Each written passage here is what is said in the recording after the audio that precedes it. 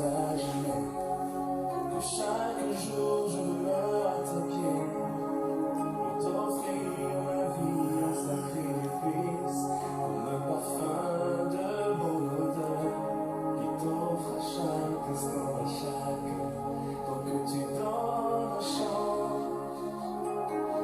Je te donne mes louanges, je promets à chaque instant de te chanter avec les anges, tant qu'il y aura la vie dans ce corps mortel. Je ne cesserai pas de t'adorer.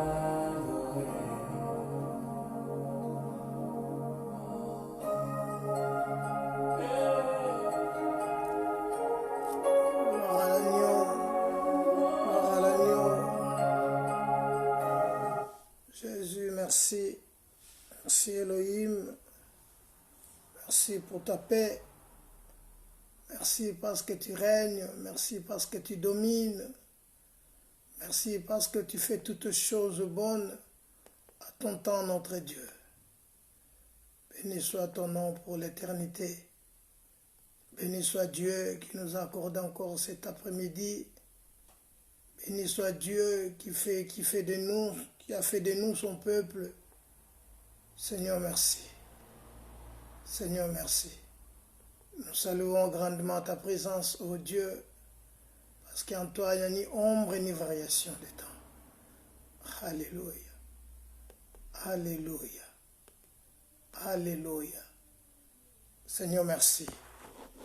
Merci. Merci. Merci.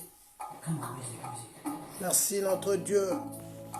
Nous sommes là cet après-midi pour t'adorer, pour t'élever, ô Dieu des armées.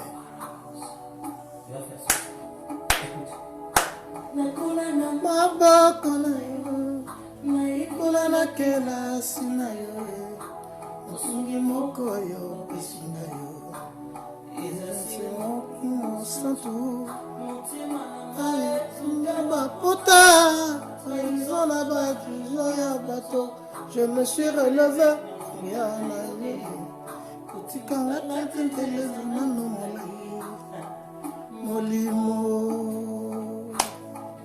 Molimo Nazambe Akita Nase Yesu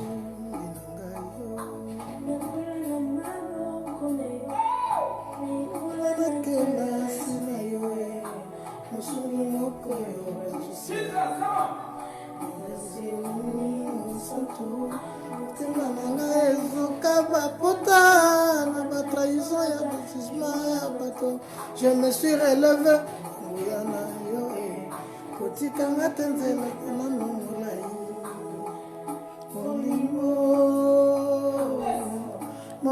Molimo Nazambe Akita Nase Yesu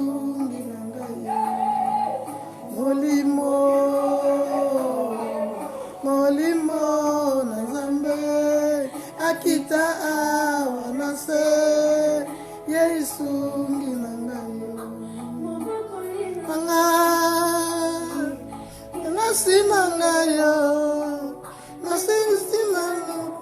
Kolata Zalananga Salananga Oyelungolanga Pongi Nakutelanga Nani Malingi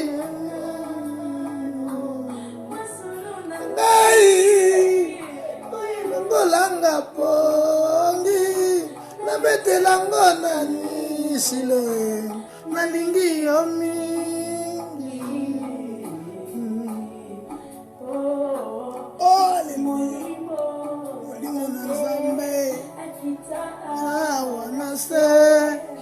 Yesu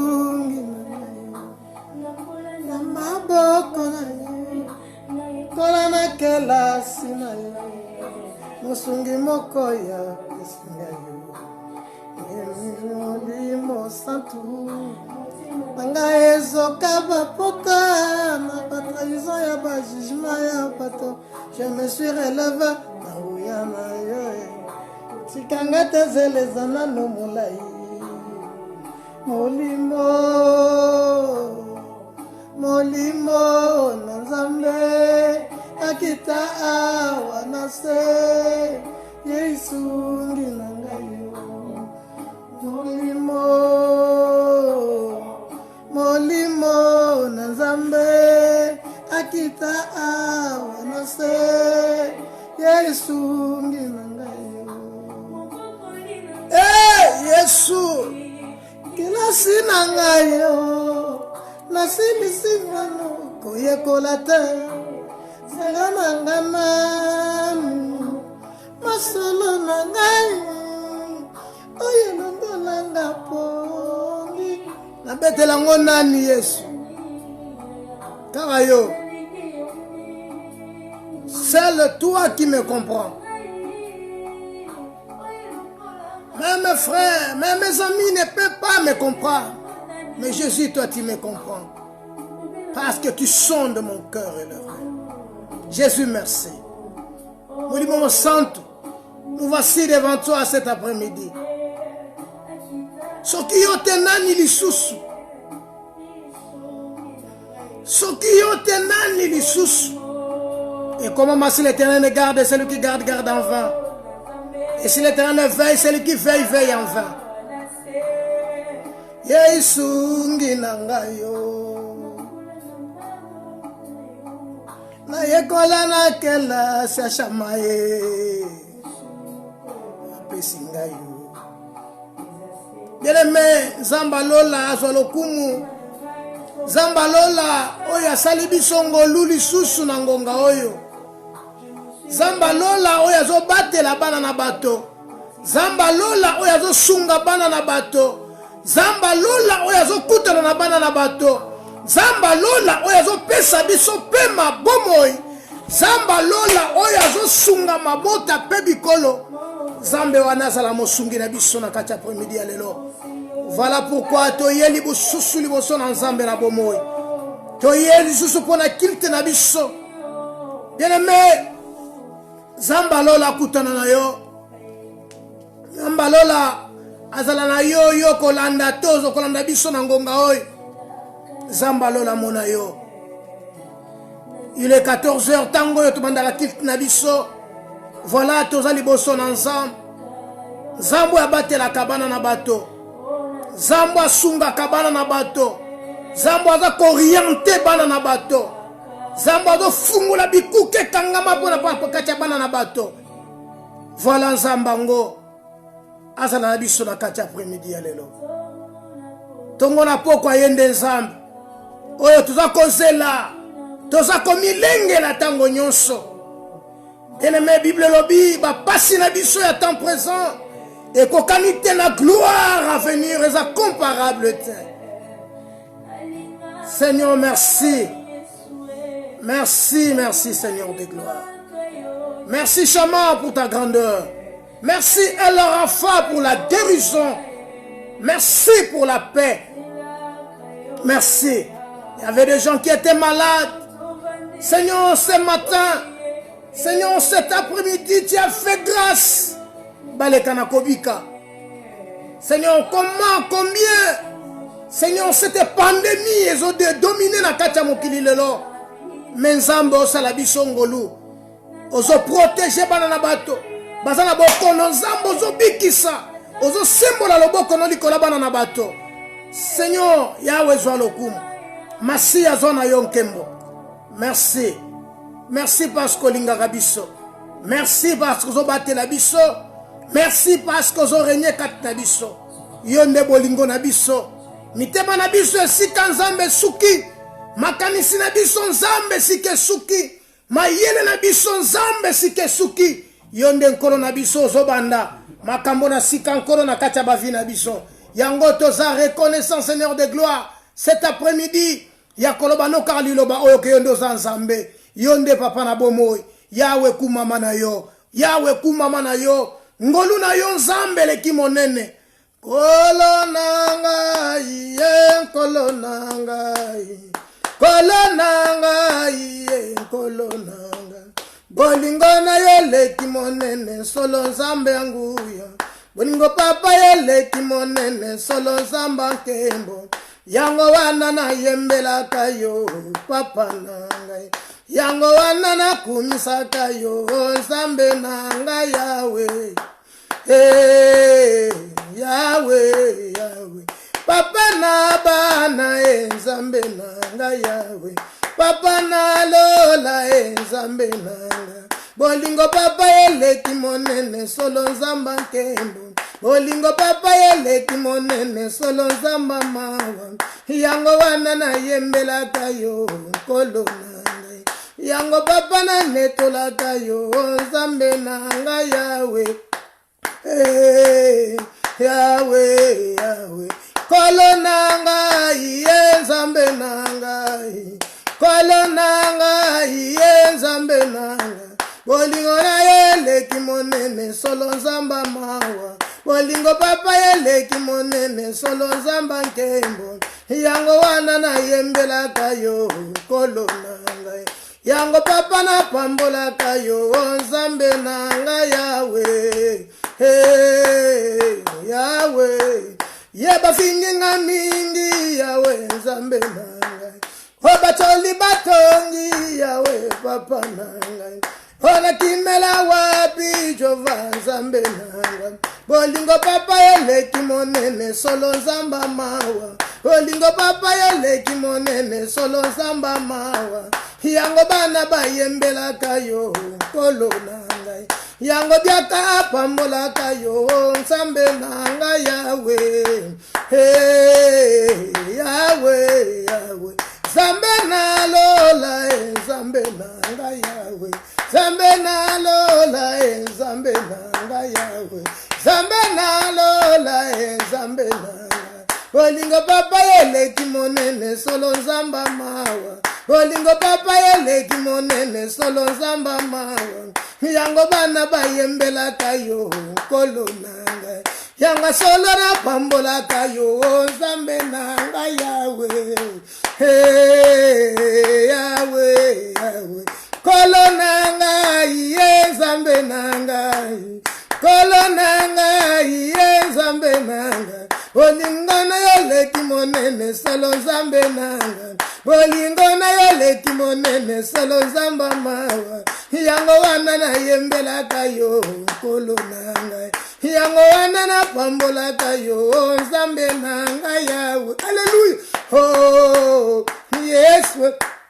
Oba bengi nga yuma nzambe papa nanga.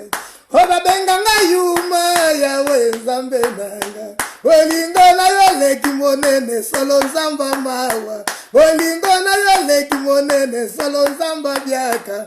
Yango biaka yembela kayo papa nanga.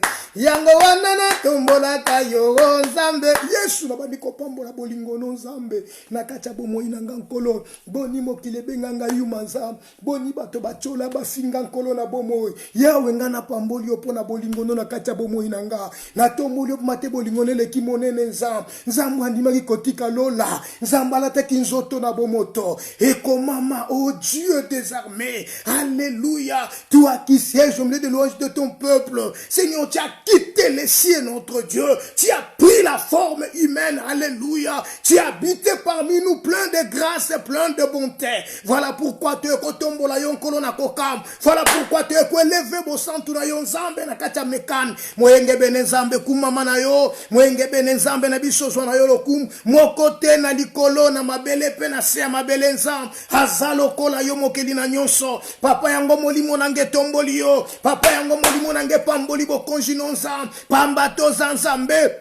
Ozanzam, nzambo ya bongi na nkembo pe na lokumu, nzamba bongi na masanjoli yawe na premidi ya lelo, yawe to ye kokumisa yo, bolingo na yo eleki monene nzambe, bolingo na yo eleki monene nkolo, bolingo na yo nzambe kuta na kinangeske kaninga inazwa makinzam, bolingo na yo nzambe kuta na kinangeske kaninazala kinkolo na mawa, ko inazanga kiko yeba yo nkolo, j'étais un olivier sauvage notre Dieu, mais par ta grâce, alléluia, tu m'as sauvé, alléluia, tu m'as donné la vie, Seigneur de gloire. Mon santunga na tomboli kombo na yo. Pambate bolingo neza monene nzam. Yonde mo santo alola. Yonde mo kedina nyonso nkolo. Nani akokani na yo Yesu. Nani azalokola yo nkolo na bomoi. Na likolo na mabele pe na se mabele nzam. Na tika likomona mokote pe akotika la kakozala te Yesu. Pambate bolingo na yo nzam. Batata baboti biso nzambe na Israel. Soki lobi na salima benzam. Halenga ikolo bananga inkolo mota kufa na likambo na ye. Kasi yo nzambo la teki nsoto na moto. Oyo kozwe sika na nkolo na mau. Yango na yembi nzembo nkolo bolingo nele ki monene.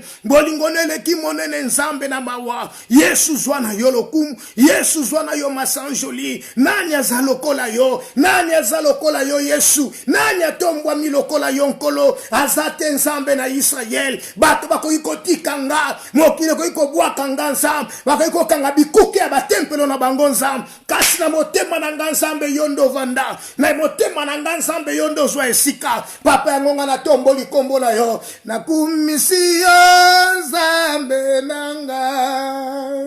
Hallelujah. Yo jali elonga nanga. Kolo nzambe nanga. Kolo nzambe. Yo kalo sam. Yahweh na kumisi kombo na yo. Et comme maman, tu as reçu le nom qui est au-dessus de tout nom. Et devant ton nom, tous genoux fléchissent.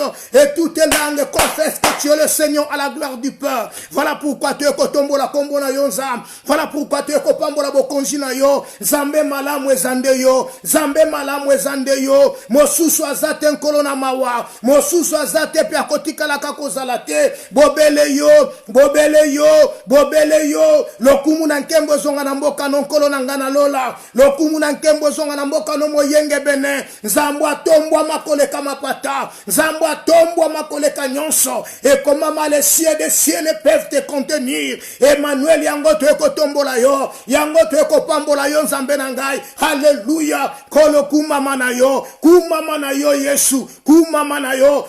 Obongi na nkembo. Obongi na nkembo. Obongi na nkembo ya ya. Obongi na nkembo.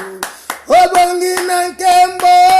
Obongi na nkembo. Obongi na nkembo ya ya. Obongi na nkembo. Oyo obongi na nkembo. Obongi na nkembo. Obongi na nkembo masi. Obongi na nkembo. Obongi na nkembo.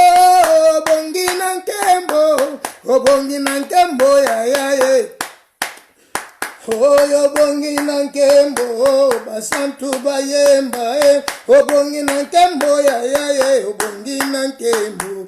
Obongi na nkembo, obongi na nkembo, obongi na nkembo masi obongi na nkembo.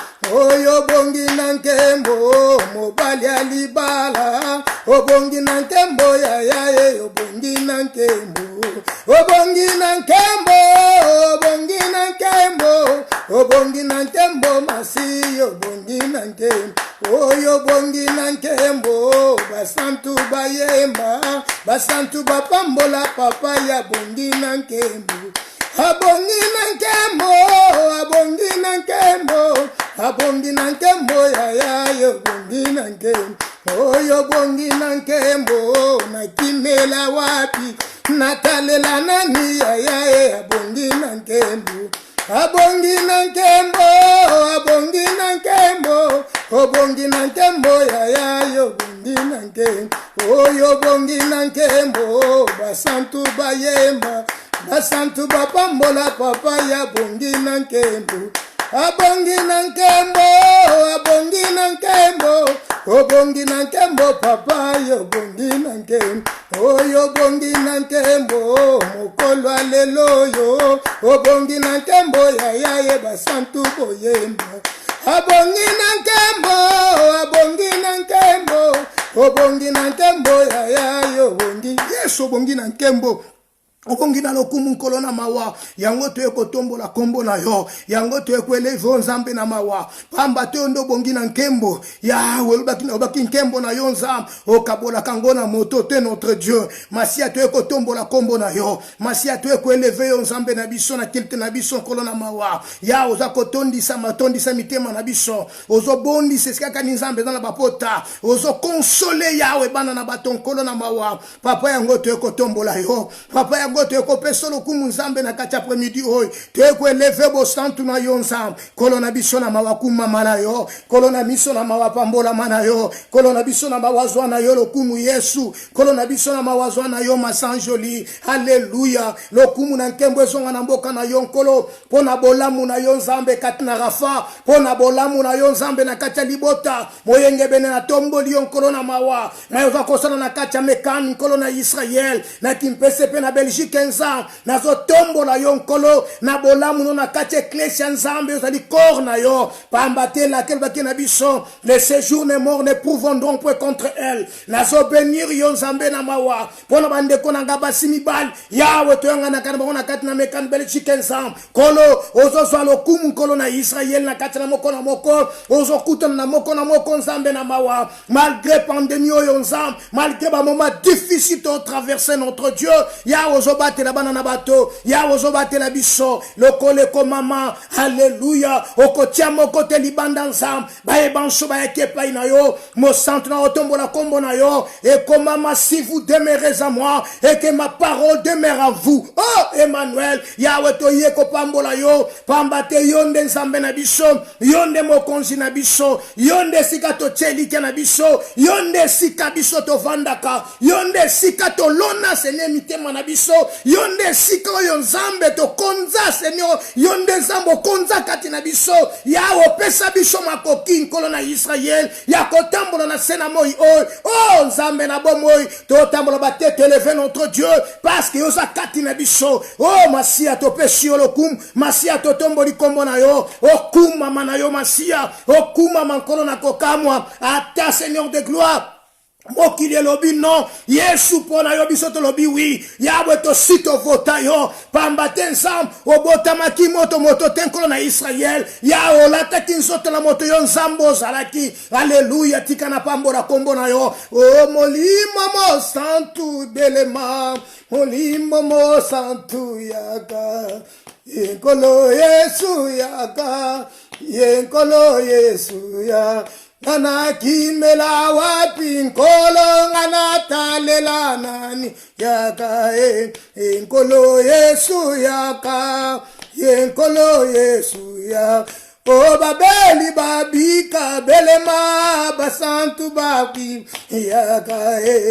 nkolo Yesu yaka nkolo Yesu yaka o toleli pe mingi nkolo tokomina suka ya nkolo Yesu yaka nkolo Yesu yaka o nkita yo sala nkolo sambe na nkembo yaka nkolo Yesu yaka nkolo Yesu yaka Oliloba na nzambe yaka tomoni pe pasi mingi nkolo Yesu yaka nkolo Yesu yaka otokimela wapi nkolo tovandi na Yesu yaka nkolo Yesu yaka nkolo Yesu yaka Como santo na lole belema santo na lola kita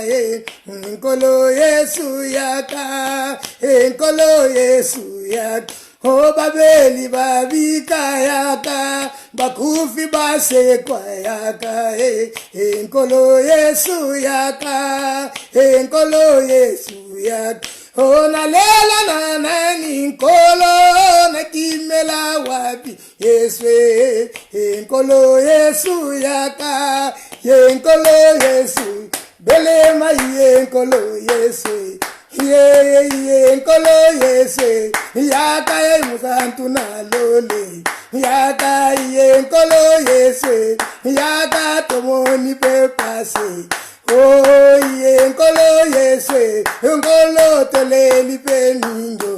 Ye nkolo yese, ya kalelo, ya kalelo, ya kalelo, ya kalelo.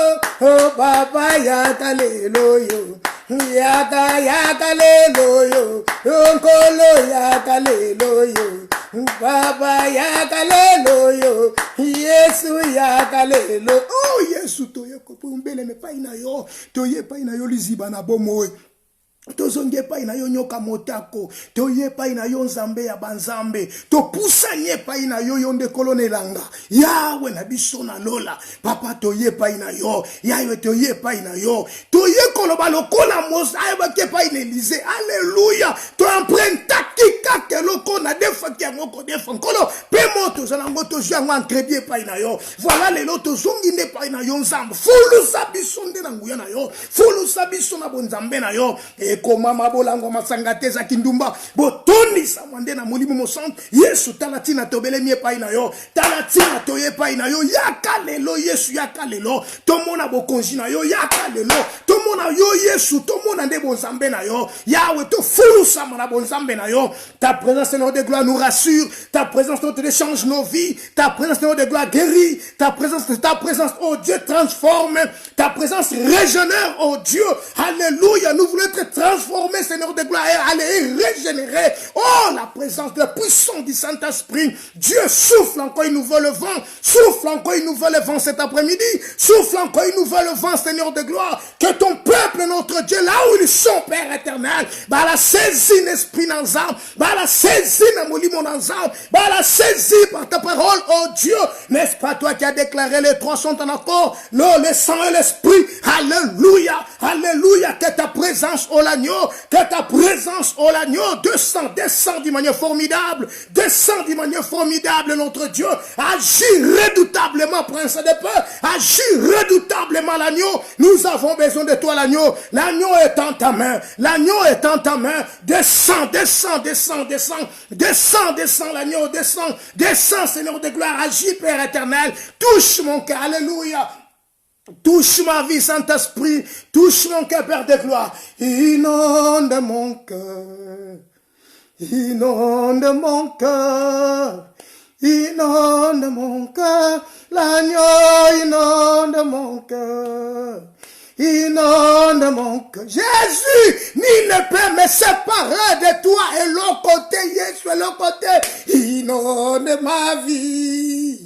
Inonde mon cœur, l'agneau, inonde mon cœur, transforme ma vie, inonde mon cœur, l'agneau,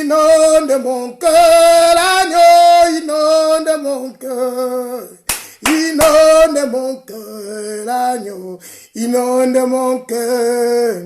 Inonde mon cœur, Jésus, inonde, Saint-Esprit, inonde mon cœur, oh l'agneau, inonde mon cœur, inonde ma vie, Jésus, inonde, Yahweh, remplis-moi notre Dieu, Yahweh, je vais nager, Père éternel, Yahweh, mon peuple na sika nzambe na bomo inanga, mon peuple na sika nkolo na Israël, Yahweh, lokote kabolanga bolingo na yo, Yesu muta kolinganga koleka yo azate nzambe ata nani ata mwana ata mwasi ata babotanga ata bandeko nanga mibali to basinza kaka yo bolingo na yo nzambe katangele kinyonso voilà pourquoi nga na ye nzambe na ye nkolo nzambe alona mana kati ya motema nanga Yesu bato ko bwakanga yawe bato ko cholanga mais ilamba ko cholanga mokolo moko te voilà un Dieu qui est esprit un Dieu qui est esprit voilà Père éternel je lève mes yeux vers toi, Seigneur de gloire.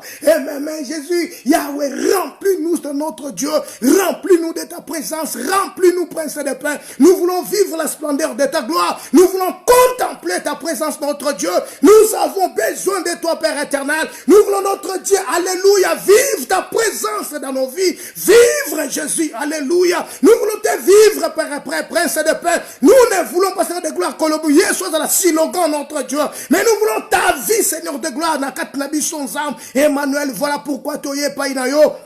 Bomo ina yonza kolo tozala nango la kati na biso totambona nango kolo na mawa partout tokozala nzam mokili comprendre emona yonzambe kati na biso emona yonzam biso tolimwa Seigneur de gloire toloba lokola Jean-Baptiste il faut que moi je diminue que toi tu croisses alléluia kolo toye pa ina yo o aplanir ba chemin notre Dieu o restaurer Seigneur de gloire Yahweh zala qui renverser notre Dieu na ba vie na biso na kati l'ecclésia kolo na mawa na mabota bana na nzamu nkolo restaure toba lokola David nkolo il restaure mon âme alléluia toi qui peux réparer c'est toi le réparateur de nos brèches oh alléluia Yahweh répare Seigneur de gloire toi qui a déclaré dans la bouche de ton prophète Esaïe bientôt celui qui est courbé sous le fer sera redressé Seigneur de gloire oh Jésus Toyende pa ina yonzam, tobele nikolona mawa, ce jour-là, notre Dieu, la Bible dit, Job, Seigneur de gloire, qui restaurait, il récupéra tout ce qu'il avait perdu. Emmanuel, tout ce que le peuple a quelqu'un a perdre notre Dieu, Seigneur, que l'esprit de Dieu, manako benda ya ngonzam, na kacha peuple na yo, et peuple à vivre, splendeur à gloire na yo, peuple à mon ankembo na yo, peuple à mon abo santu na yo nzam. Voilà pourquoi, Seigneur de gloire, présente-toi, Yahweh, vivre dans la vie de chacun de nous, vis dans nous, Seigneur de gloire. C'est toi notre vie. C'est toi notre vie. C'est toi notre vie. Emmanuel, toyende pa inayo. Toye pa inayo. Yonde bomo ikat nabiso. Yonde bomo inabiso nza. Yonde bomo inabiso. Yonde makasi nabiso. Yonde Seigneur de gloire musungi nabiso.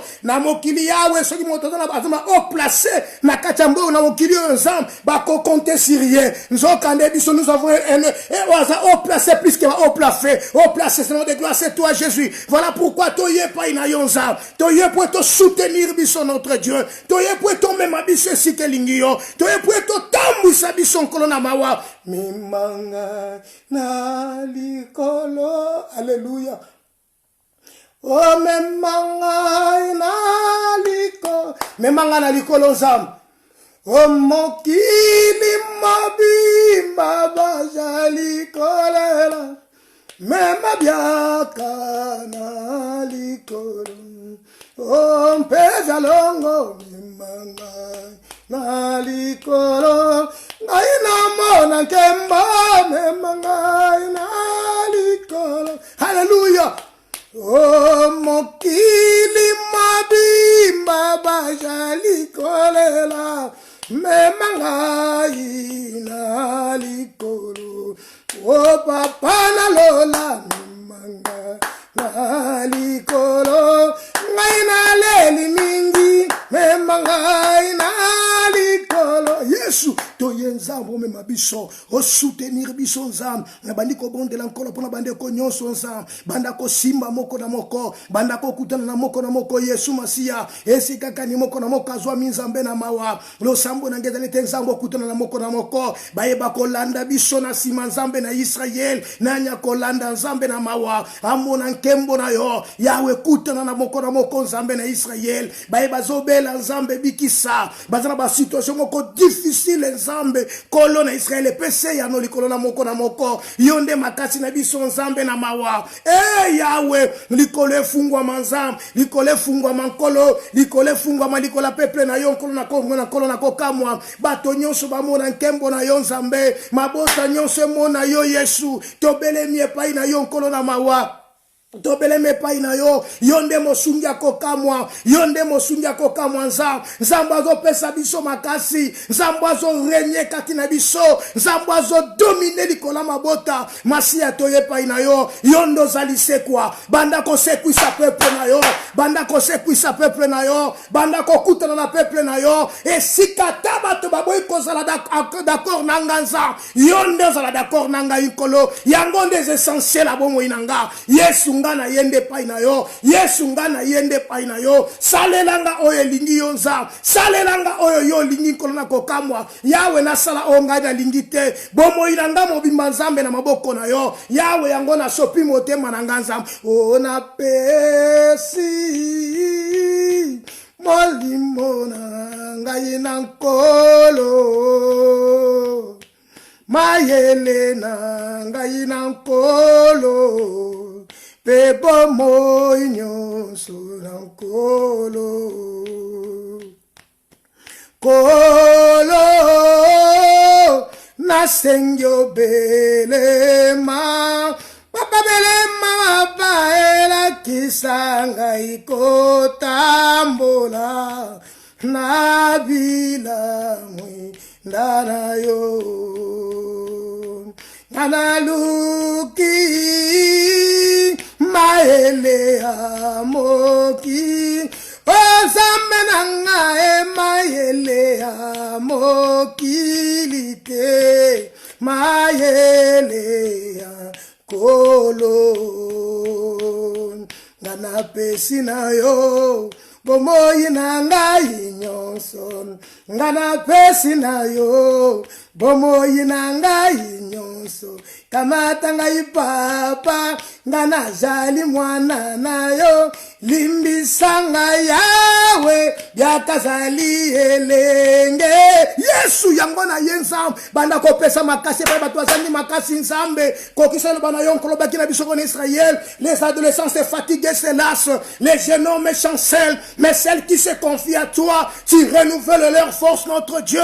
Ils prennent le vol comme les aigles, ils marchent sans se fatiguer. Yesu talaba ashna bango tenza banda kopesa makasi pa ina moko na moko, banda kosunga moko na moko nzambe. Esika bato balembi, esika bato babeli nzambe bikisa yawe kutana na libota moko na moko nkolo na kokamwa pesa solution mabota nkolo na Israël. Esika mokole les ali nzambe pangusa pinzoli, esika bakokili susu te nzambe na mawa yondeka ko soutenir bango nzambe. C'est toi qui est notre repos, c'est toi qui est notre repos. Papa yangonga na zonge pa ina yo, yango na pusa nye pa ina yo nzambe. Na zobondela pona bande konyonso nkolo na kokam yawe kutana na moko na moko. Église ezali korno na kata mokili mobimba nzambe. Yawe kutana na moko na moko, kutana na moko na moko nzambe, kutana na basali na yo nkolo na mawa. Yawe sika balembi bakokili susu te, yawe soutenir bango. Esika kani babeli kolobikisa bango, esika bazolela nzambe na Israël pona conjoncture actuelle. Notre Dieu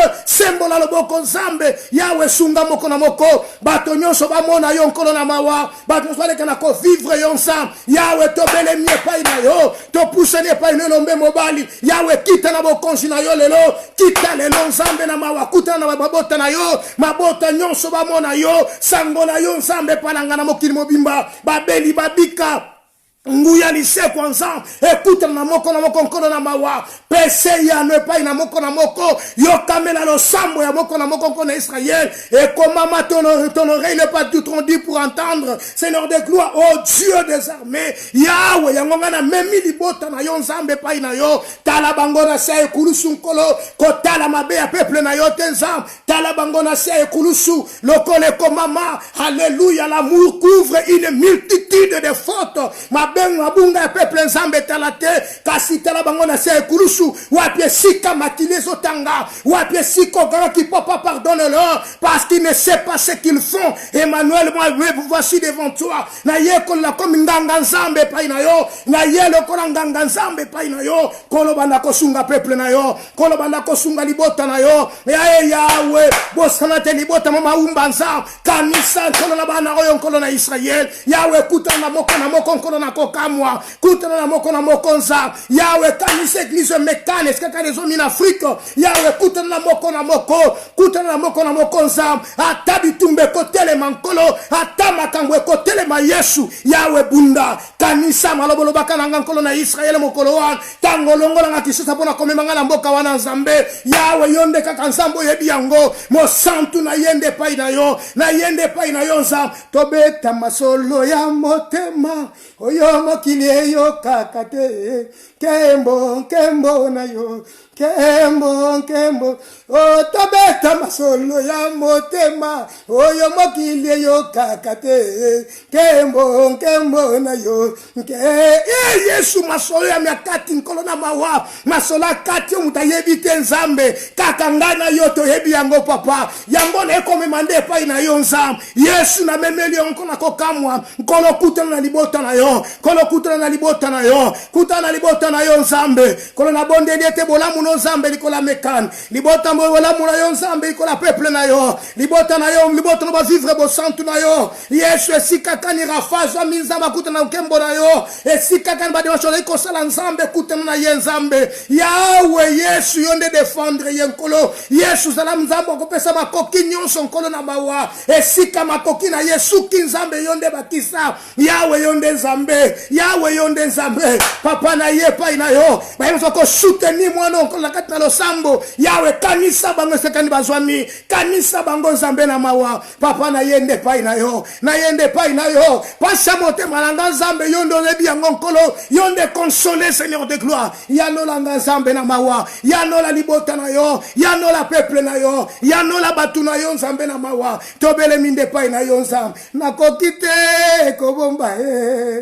nakoki te nakanga monoko bolamu nzambe lekelinga mosantu nakoki te navanga maloba akanisakanga ata nakanisa yesu yango na yo mpona bolamu oyo osali ye yesu yango nazongi epai na yo nzambe yango na pusani epai na yo yawe pona bolamu osale na biso nkona kokam batuninga balobi na bana wapi Alléluia. Yonde nzambe, yonde ya na mitema na biso, yonde ya nonkolo na mawa. Papa yango to yenzam, papa yango to yenkolo na Israël, papa yango to pusani na tabernacle na yo, yango to bele milibo sa trône na yonkolo. Yawe yo kamela biso, Yawe yo kamela biso, Yawe yo kamela, Yawe kuton na moko na moko, Yawe yanola. C'est toi la pierre, Seigneur de gloire qu'on rejetait, mais c'est ça qui baptise en notre Dieu. Yawe totonga mandeli kola libanga, totonga mandikola libanga nkolo na mawa, totonga mandikola libanga na boneli bona bilenge nyoso basoso bazana bazeni na katana na periode yo nzambe. Yawe kanisela bango nzambe bazo ya yawe bazo kena bakilo esika bazo kena nzambe na mawa bakende kobota nkolo avec la pandémie yo nzambe za korenye kolo protéger bilenge babano bakobotama protéger ba mama na bango nzambe na ngai bazala te nzambe cesse de toucher na pandémie yo nkolo na Israël yawe bilenge bana na biso nzambe partout donc kena ba crèche nzambe kolo batela bango yawe batela yoko kanoko iko batela kaka yoko iko batela nzambe na mawa eto kende ba misala nzambe kolo soutenir batela nkolo bakomatala tout moyen de transport ko moko pe mo susu nzambe kolo protéger yawe batela libota na yo batela peuple na yo batela nkolo na mawa yawe sunga libota nkolo na Israël tozo bondele te nzambe na mawa yo na makoki nyonso na makoki zangi ndelo nkolo yawe na makoki akosilisa bokonoi na makoki nzambe pamba tolonga tango na katne kulusu yawe moi je crois à ta parole mon Dieu mon roi Seigneur je crois que tu es miracle je crois que tu es miracle je crois que tu es la fin de toutes choses je crois que tu es la solution Père éternel yawe pesa biso ya non kolo na mao yango totomboli maboko na biso likolo et comment matobi lokola David nzam je lève mes yeux vers les montagnes et d'où me viendra le secours me vient que de toi Elohim Emmanuel merci nazobondele te nzambe na mawa yoyo nzambe na kokam osala kanyos na tango ekoki Yesu kokisa posa na yo katina biso kokisa posa na yo nzambe katina biso Yesu atika kani tolembi kolo pesa makasi pamba te yondo zanzambe kombo na Yesu kombo na yonde le kinyos kombo na yo makasi na biso kombo na yonde mayele na biso kombo na yonde makoki na biso kombo na yonde bodwi na biso kombo na yonde kimelo na biso kombo na yonde vandelo na biso kombo na yonde mosungi na biso kolo yango toyeli kozusa kombo oyo toyeko pusa liboso kombo oyo nzambe na bomoi kombo na yonde tombwama masi azwa lokumu masi azwa masanjoli lokumu tozongi sikamboka no pe nkembo pamba toza nzambe akabele biso so après-midi ya lelo moyenge beneku mama na yo pona moment otoyiti ko travailler kan nzambe na yo ensemble Jésus nous voulons maintenant t'écouter Yahweh zala nzambe akoyede biso Yahweh, pendant quelques semaines, nous voulons parler de cet thème, la vie chrétienne, la vie cachée d'un chrétien. Yesu yondo zalanzambe, oya kolobe la biso, oya kote ya biso, oya ko ministère suma bomba miyo yonzam, et moi na katia makamboy, kolona biso kumama na yo pona seko ndena kombo na Yesu Kristo. Merci Seigneur Jésus Christ. Bien-aimé, merci. Biso oyo toza ensemble.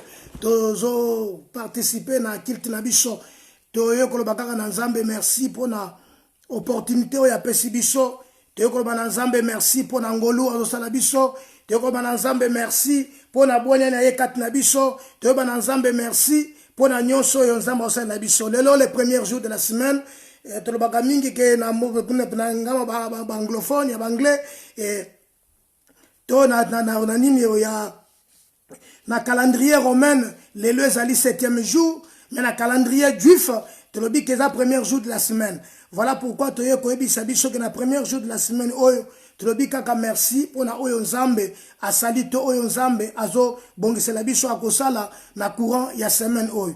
Voilà Nzamba pambolo skaka ni ozwami thème na biso to partager lelo ezali la vie cachée d'un chrétien. Pourquoi la vie cachée? Toyote kolobela vraiment mikolele ki tobela ki sur la prière efficace. Toyaki kosuki ça na thème tosukisaki na sous-thème na biso ezalaki sur la guérison tolobelaki likambo ya guérison comment nani akoki kobikisa nous avons dit ceci que seul le Seigneur qui peut guérir ezala mutu moko te na sena moi oyo akoki kobikisa moto bien aimé baninganga bapesaka biso ba remède pour na consoler biso mais oyo koki kopesa pour na soulager biso pardon oyo koki kopesa biso ke ebikisa biso kaka Jésus-Christ na koki kosala yango. Voilà pourquoi qui dimanche passé, la guérison vient que de Dieu. C'est Jésus qui guérit. Jésus a la capacité à guérir. Jésus a la capacité à constater parce qu'il est le réparateur. Vous savez, il est un réparateur de nos brèches. Il est notre créateur. Vous savez, aujourd'hui, ceux qui sont dans la voiture et sa voiture tombe à panne, il va courir vers chercher un mécanicien et spécialisé na marque ya voiture oyo azali na yango. Et voilà, malgré il y a des généralistes na senamoy, mais il y a aussi des gens qui sont spécialisés à faire que la marque BMW. Donc il est spécialisé pour ça. Or notre Dieu, il est spécialiste na matière il y a guérison, il est spécialiste en matière de réparation. Donc là où les hommes ont failli, Dieu ne peut pas faillir parce qu'il est le créateur. Lui, il sait de quelle matière a utilisé pour que Moukou ya Moutou ezala. Dieu le sait. Moutou na mokili yebi yango te matière nini basalela ki yango. Mais Nzamba yebi yango. Voilà totanga ki na verset na soko tobaki na Psaume 107, tobaki na verset 20, il envoya sa parole et sa parole le guérit. Donc la parole de Dieu, il a une puissance dans la parole et cette parole peut guérir, cette parole peut transformer et cette parole régénère. Et zongissio, voilà pourquoi la Bible le Binabiso, il me fait rajeunir comme un jeune l'aigle. Voilà, ce n'est pas que l'eau maïte omela, biloko tozolia, yango te pesa biso que tozonga lokola bilenge. Non, c'est la parole de Dieu qui nous fait rajeunir comme des jeunes l'aigle. C'est Dieu lui-même. Nzambe bakotala âge na yo boye, batali babino non. Pourquoi? C'est parce que Mouto avanda katinayo, Mouto avanda katinayo, azo sala musala moko buena katia vinayo, ezo la kisake, ba comprendre te eloko nini yo, en fait, nini yo sala pour cause la nengo zali. Bah c'est poser ma question mais comment mutuana kola kate comment mutuana nuna kate azala kaka ndengwana non ezayote ce n'est ni par la force ni par la puissance mais c'est par la parole de Dieu c'est par la parole de Dieu que lelo tozo vivre tozala o tozalelo soki lelo totombwami soki lelo tozala ba moyo tokoki kozala na yango c'est Dieu. Ma Bible lobi na biso ezana mutu te na makasi na koki kozelo komoko nini tozwaki o tozala ngo tozwaki pa ina Nzambe te selon l'apôtre Paul nenga lobi na biso na Biblia nini tozala ngo tozwaki ngo pa ina Nzambe te.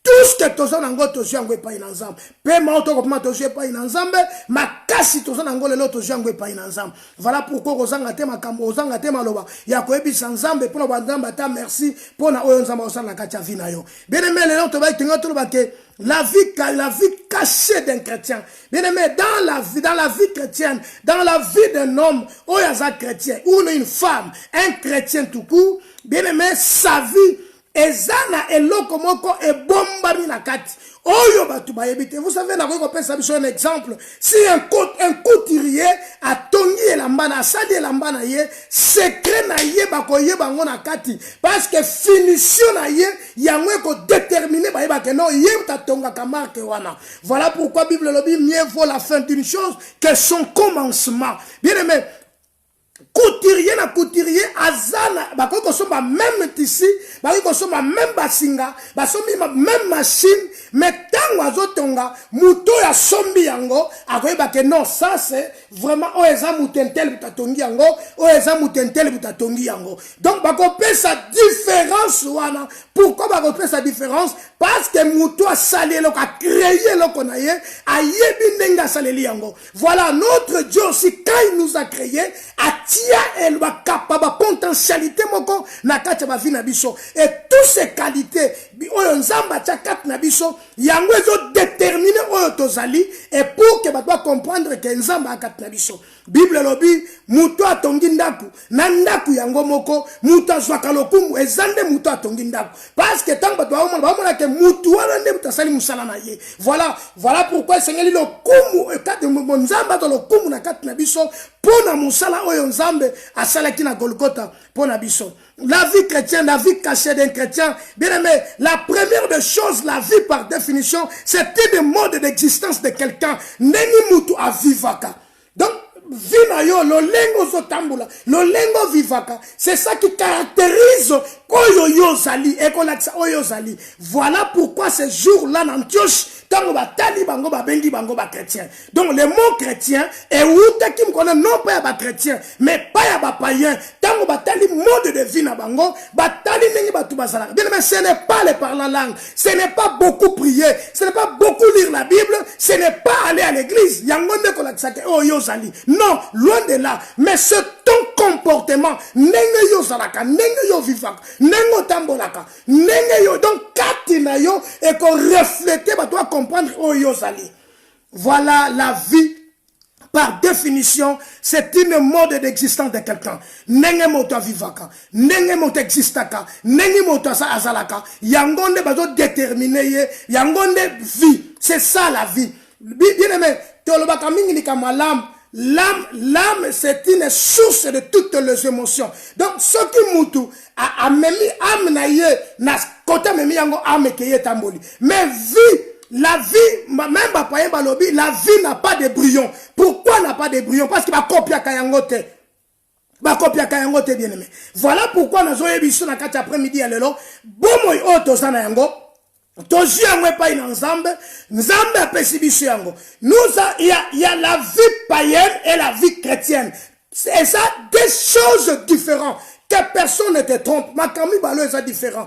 Donc le lenge ya kala na le lenge ya sika. Bible détermine ngo bengo vieil homme na homme nouveau. Donc est différent. Mais ici nous parlons de la vie cachée. Makamo ye bomba mi na kati na yo. Oye bomba mi kati na yo yangonde bunzambe. Oye bomba mi kati na yo yangonde mukilezo luka. Oye bomba mi kati na yo yangonde bandoki bazoluka. Oye bomba mi kati na yo yango bani ba découvrir tala Samson bagenda ko luka na ndenge nyonso. Baluki bayeba d'où venait sa grande force. Ba trouva ki yangote. Ba sala ki ba effort. Baluka ki ndenge nyonso. Il fallait que Samson yemoko a dévoilé oyo yazali. Si Samson n'avait pas dévoilé ce qu'il était, moutanga ko comprendre Samson nga ozalate.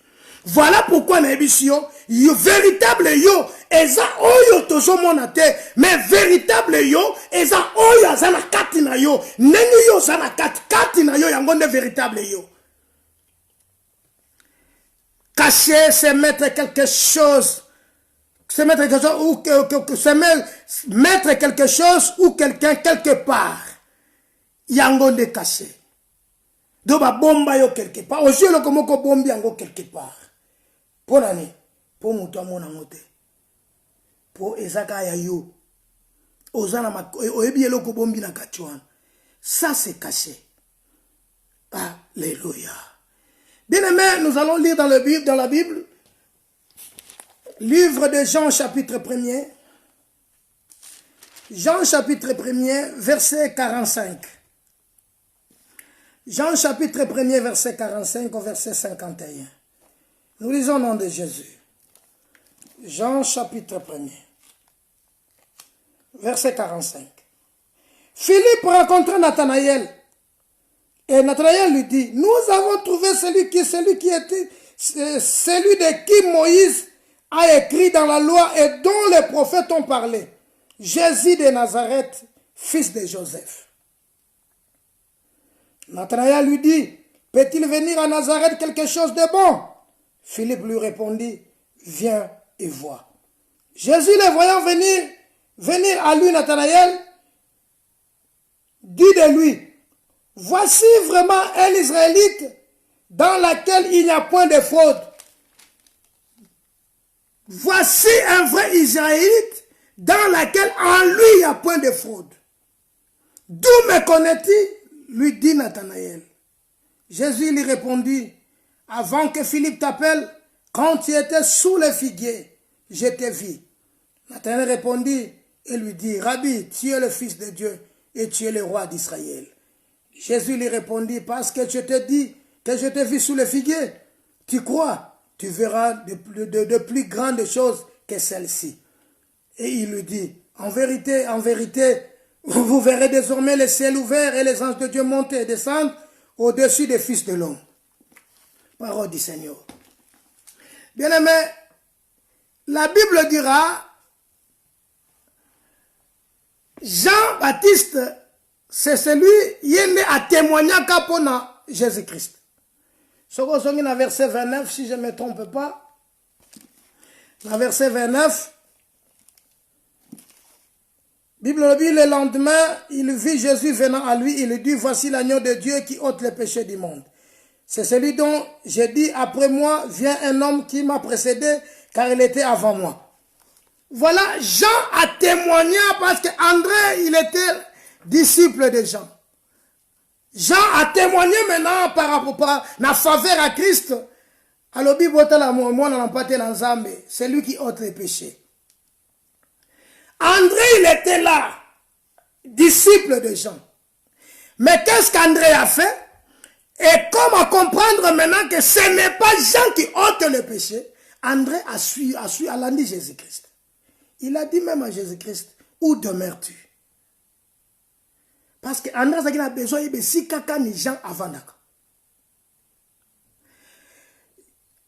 André a écouté un frère naïe Simon. Simon a écouté un Philippe. Philippe a écouté un Nathanaël. Mais notre problème c'est quoi? La vie cachée. Le problème c'est la vie cachée. Nathanaël, il était sous le figue. Nathanaël, il craignait Dieu. Nathanaël avait dit il connaissait la loi. La preuve en est, Christ lui dit, en lui, il n'y a point de fraude. Donc, vie à Nathanaël, nenge bato ba yebeli, nenge ba kutana kana batu, ce n'est pas que nenge Nathanaël a zalaka. Amenaka, il ne vit pas comme d'autres personnes. Témoignage à Christ et le capable à Pierre. Yes, quand vous dans Pierre, na Simon, alobanaye, tu es Simon, fils de Jonas. Tu seras maintenant appelé Céphas, qui signifie Pierre. Mais tant que Nathanaël, voici un vrai Israélite. En lui, il n'y a point de fraude. Donc, Christ avait compris qu'en lui, la loi de Dieu est vendue à Nathanaël. Nathanaël a vécu selon loi et ensemble, non selon la loi du monde. Parce que loi ya mokili, et comme mayon na likunakufa, loi ya mokili, et comme longolo na nzela ya nzambe, loi ya mokili, et comme mayon na science ya mokili. Mais en lui, en Nathanaël, il y avait la loi de Dieu. Bien aimé, la Bible dit, celui qui se fait ami du monde, il est l'ennemi de Dieu. Oyebi batu mususu baza ba chrétien, mais ba sepelaka ko sepelisa batu. Donc tout oya salaka alingaka batu ba sepelaka na ye. Non. Non. Yangote comme ce chrétien. Yangote. Bible lobi soki bokosala moki makambo ba mokili basalaka bokokani bozo différent de loko mokote. Mais na kati ya Nathanaël azo comprendre que nga oyo nga naza différent na ba mususu wana. Nathanaël akutani na Christ. Christ a dit voici un vrai Israélite. Nathanaël alobi oyebeli nga wapi po nga baliboso na mona yo nakutana na yo kutute. Mais pour ce alobi pourquoi? Parce que na kati na ye ayebi loi moko. Loi oyo ayebi azokamwa ke muto yo ayeba ye. Donc muto ko yeba ye zaka nzambe. Ayeba makambo za kati na ye. Ayeba vie na ye. C'est le Dieu qui peut connaître ta vie. Bien aimé, véritable yo mutayebi yo azate. Même moi si na yo, même mubali na yo ayebi yo te. Eza na makambo yo yo salaka mutayebi yango te ka conscience no mutayebi yango. Nathanaël avandi na se ya figue. Baningane bakuta kie na se ya figue. Philippe a rencontré Ewana. Donc kaka Philippe mutayeba kike avandi na se ya figue. Mais aza surpris ayaba ebise ke tango zalaki na se ya figue. Nanu bakuta na Nathanaël te ngana yebaki yo. Eza problème oyo lelo eza na kati ya ba vie ya ba chrétien. Nous sommes les premiers d'accuser les autres. Voilà pourquoi Bible lobby, toi qui enseignes aux autres, tu t'enseignes pas toi-même. La vie cachée, ce qui est caché, c'est ce qui te va te rendre fort. Ce qui est caché, yangonde makasi na yo. Ce qui est caché, yangonde sabunzambe nzambe kati na yo. Ce qui est caché, yangonde personnalité na yo. Ce qui personnalité na yo, ça y est personnalité na yo, otika le somo tout est. Au commis comme tout homme. Voilà mon colon Batouni Samson. D'où vient ta grande force? Samson le biboy. Ce qui n'a dévoilé ma kambunanga, na kokoma lokola mutu nyonso na sena moyo. Donc, moyen a dévoilé secret na ye zate. Secret oyo ya ye, eboye kakati na ye. Mbala mosusu biso bana na nzambe tuza ko échouer pona koloba. Yango na lingi to comprendre la vie cachée. Et loko e bomba mikati na. Est-ce que moto yozo bimisela makambo na yo? Est-ce que oyebi? Moto yozo bimisela problème na yo, ozo pesa, ozo le bango pa na ye, oyebi. Te beaucoup tanana oyebi te parce que moto yebi ka moto zaka nzambe. Pendant que Nathanaël était sous le figuier, les Christ le voyait. Nathanaël était juif connaissant la loi. Aussi, connaissant la loi, il n'avait pas de fraude. Pourquoi? Il observait la loi de Dieu.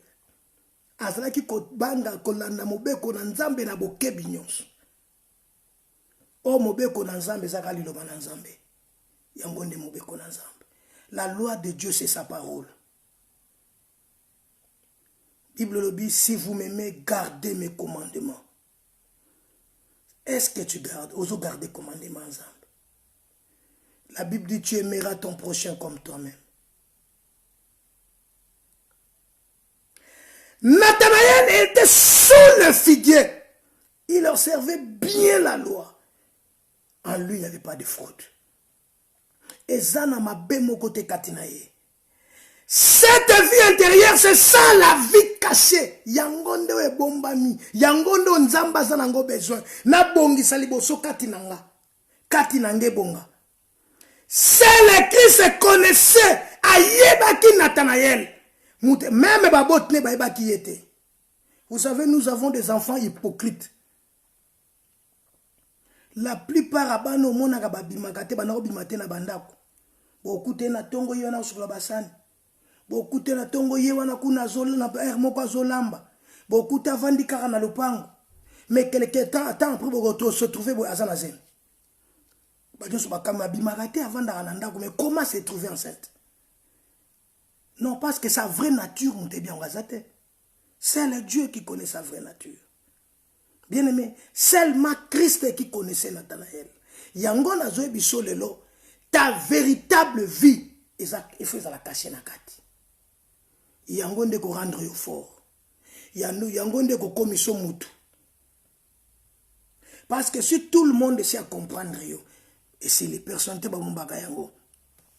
Yo kane biso bien-aimé, Nathanaël a vendu sous le fig, Nathanaël a kendaka na ye temple, a kendaka synagogue, Nathanaël a sala kamusala oyo nzamba tindi ya sala, mais muta comprenaka yango te. Bible lobi na biso boye, yoka, c'est le Dieu qui sonde le cœur et le rein. Parce que Nzamba yebi profondeur ya cœur na yo, yebi profondeur ya cœur à Nathanaël. Voilà pourquoi yebi siye que avant que Philippe akutana na yo, ngana mona kiyo déjà.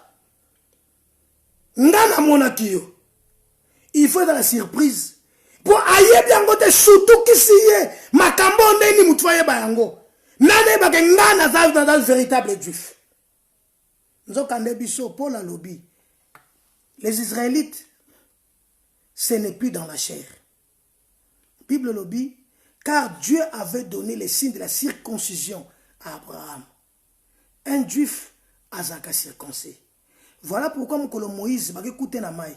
Ba moni panier, fille à Pharaon mona panier zoya. Tant ba moni azoye et moi tant ba su yango, ba yele liboso ya fille à Pharaon, ba binaye c'est un hébreu. Ni ne l'axi ba kaza hébreu. C'est parce qu'aza circoncis. Bah comprendre que les Égyptiens baza circoncis, mais il y a un circoncis. Bah non, il y a un hébreu. Alors faut tout le comme maman copie à hébreu bokolai. Maman na hébreu, il y a zui, non, na elle accepte nous mutumo akoko bokola moano. Bien aimé, parce que bah trouva qu'ici na circoncision. Est-ce qu'elle a katina yo? Aux hébreux. Parce que Nathanaël a zaki juif. Lelo. Tout le monde qui reçoit Seigneur Jésus-Christ comme le Seigneur et Sauveur, il y a un juif, il y a un hébreu, il y a un fils d'Abraham. Fils d'Abraham, ce n'est pas par le sang, ni par la chair, mais c'est par l'esprit. C'est par l'esprit. 2 Corinthiens chapitre 16. 2 Chroniques, pardon, chapitre 16. 2 Chroniques 16. 2 Chroniques 16, verset 9. Écoutez ce que dit la Bible. 2 Chroniques chapitre 16, verset 9.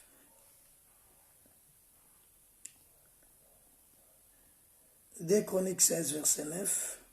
Car l'Éternel étend ses regards sur toute la terre pour soutenir ceux dont le cœur est tout entier à lui. Tu agis en insensé dans cette affaire, car dès à présent tu auras des guerres. Nzamba zo soutenir bayo ba pesi mitema na bango mobimba epai na ye. Nzamba za azo sanim atie regard na ye na kacha mokili mobimba.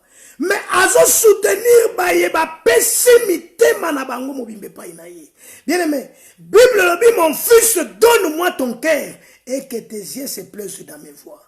Moi na pesa motema no epai na nzamba. Sokozi motema no pesa yango epai na nzamba. Na ina biso introduction lelo. Yo motema no zwango ka opesa ngo panza. Parce que nzamba zo soutenir ba pesi mitema na bango mobimba.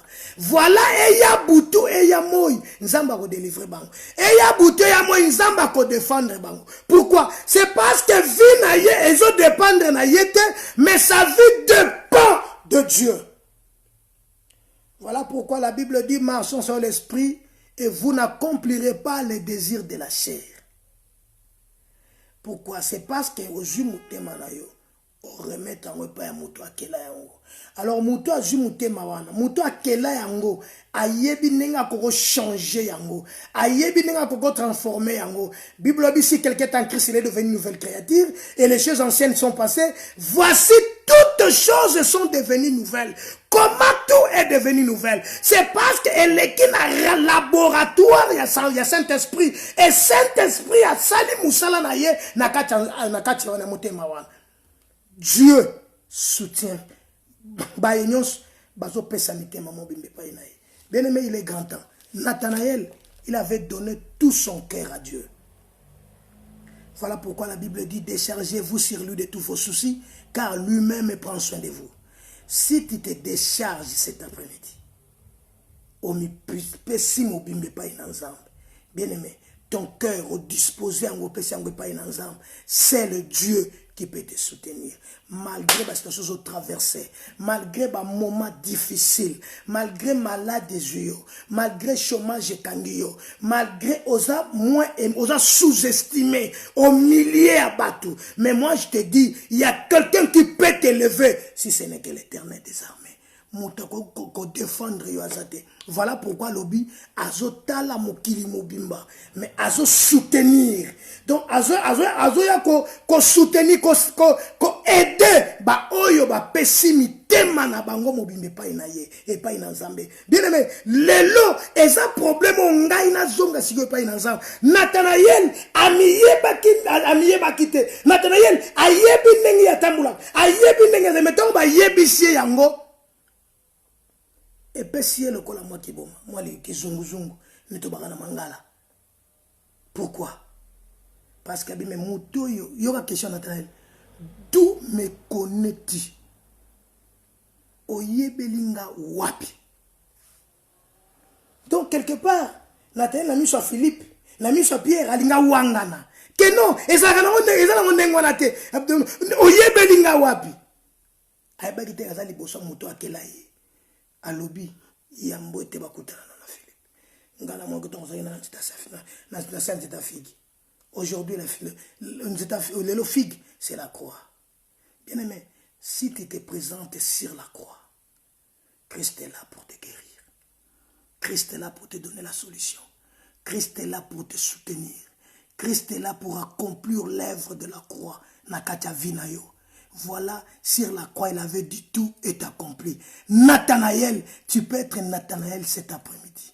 Bien aimé, qu'on se perd tous à la moto qui Nathanaël, mais c'est plus à Nathanaël, va témoigner pour Nayo, va témoigner pour Nayo, parce qu'ils ont soutenu, bah, pessimité, manabango, mobimbe pas inaye, diffusion au traversé, bah, ma diffusion pour dire, bien aimé, solution zaka moko, solution zaka Christ.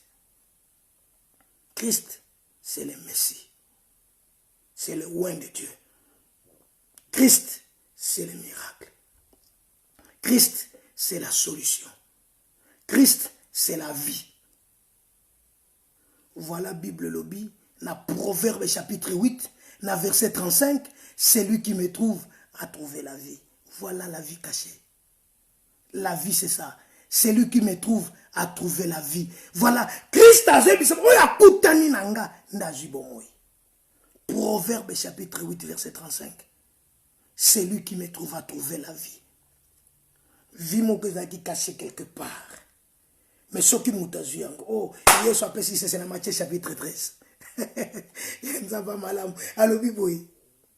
Abi, yoka c'est dans Matthieu chapitre 13. Abi, et ça, le kola motomoko, ate akutani nelanga moko monene. Nakati elanga a sombi nakati elanga a trouvé ma richesse. Ça c'est un exemple. Mais dans Matthieu chapitre 13, si je ne me trompe pas, verset 43 au verset 43 au verset 44. C'est tout en langue. Si je ne me trompe pas. Yesalobi, dans sa joie, il va vendre tout ce qu'il possède. À côté de nyonso yazana yango pour que asombaga belanga wana. Les royaumes des cieux, verset 44. Matthieu chapitre 13, verset 44. Les royaumes des cieux est encore semblable à un trésor caché dans un champ. L'homme qui l'a trouvé le cache. Et dans sa joie, il va vendre tout ce qu'il a et acheter ce champ. Au konjina nzambe, eza lokola trésor moko babombi yango quelque part. C'est comme Mouta trouvé trésor wana. Bible dit à côté canyon so azana on a kata joie wana pas trouver trésor. À côté canyon so azana on pas somba bilanga wana. A somba zamba. Pourquoi somba zamba? C'est parce qu'il a trouvé de la richesse, des trésors. Christ est notre trésor. Christ est notre richesse. Dans sa joie, il va vendre tout ce qu'il possède.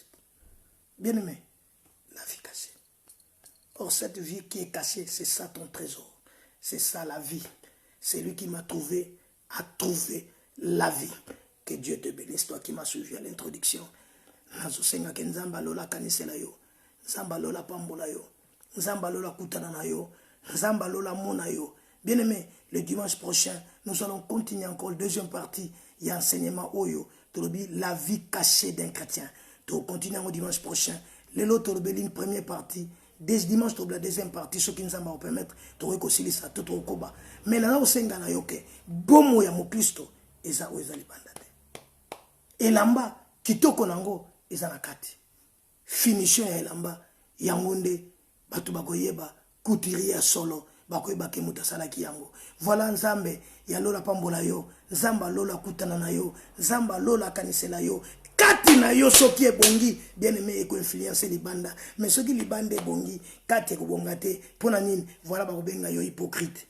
Obando bongisa libanda Bible lobi wala kola tombeau blanchi tombeau so hôtel ngona libanda ukomona ngona libanda nango bapakuli yango ba peintre yango bien bapakuli yango couleur kitoko babongisi yango malam babongi par pourquoi ça parce que ça tombeau na libanda tombeau so refléter et refléter kitoko bamona ndenge yango ezalaki mais kota na kati nango ukomona ko bele mikuwa nzokande lamba kitoko ya elamba eza libanda te kitoko elamba eza na kati nango de comprendre finition nango bokoyeba mutatonga ki elamba okopesa kombo ko ikopesa na boy ko tanga ba kombo abelamba mais na zo biso ke lamba kitoko na yango oyeba ngona kati nango parce que ndenge muto atongeli yango o comprendre on ndenge muto atongi yango muto entel yango na biso ke Yesu nde elamba na biso Yesu soki atongeli elamba te na zo biso ke Yesu soki atongi yo lati Yesu bato wa comprendre ke lambo yo lati ezanani bakoyeba ke lambo muto alataka kombo na Yesu etel bakoyeba parce que finition na yo kati na yo mutuya.